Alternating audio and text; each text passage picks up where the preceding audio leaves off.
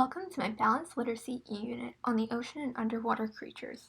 This unit takes on a balanced literacy approach for elementary readers at different reading levels. The theme of this unit is science, more specifically, the ecosystems and food chains of underwater creatures. I chose this unit because it easily engages students while incorporating the high-demand content area English language arts. In using this thematic approach creates a central focus for my instruction by providing students with a variety of reading activities under a clear theme. This unit is focused primarily to encourage second grade students, but was created and can be altered to other grade levels. The E-Unit was created under the New Jersey Learning Standards for second grade readers. Each lesson includes the opportunity for students to engage in small groups, demonstrate literacy procedures, and incorporating instructions that are specific and consistent. There are 4 sections to my Literacy E-Unit. The first section is Related Literature. On this page, you will find a small collection of age-appropriate books related to the topic of study to engage students.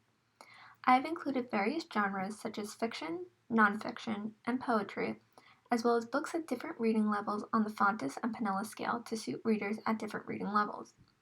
I have also included a link to my EPIC collection of books that are connected to the theme of the ocean and underwater creatures.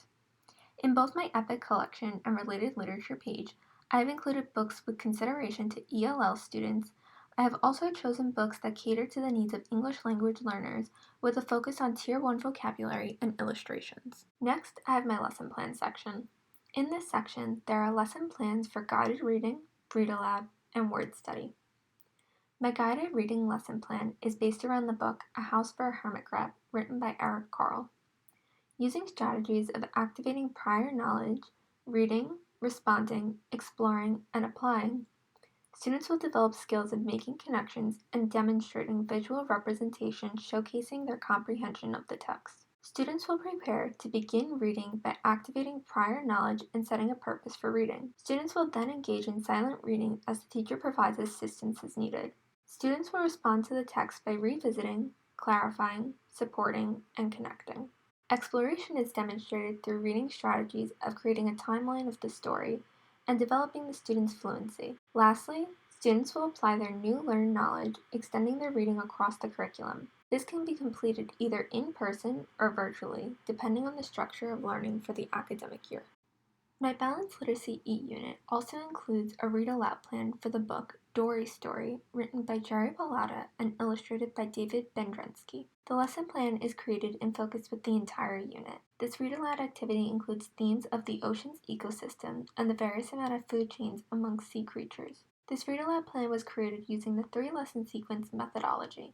The 3-lesson sequence method includes incorporating discussion questions before, during, and after the read-aloud, focusing on a strategy of effective reading instruction, and a writing connection through the application of the reading through meaningful connection to writing.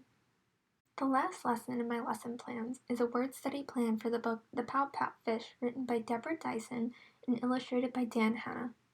This lesson plan was created with the opportunity to engage students in word study with inspiration from shared reading. This word study focuses on identifying sight words, introducing phonetic rules, phonograms, structural analysis, and defining Tier 2 and Tier 3 vocabulary words specific to the unit of study. This lesson plan was created to help students identify words with similar sounds and help with the pronunciation of words with similar affixes. Finally, my Balanced Literacy E-Unit offers an extensive amount of resources to help students attain reading material through free online libraries. As classroom instruction has a constant shift between in-person and virtual learning, offering these resources allows for students to easily access material despite their environment. Get Epic, Oxford Owl, and Sora by Overdrive provide students with free ebooks organized by grade and guided reading level.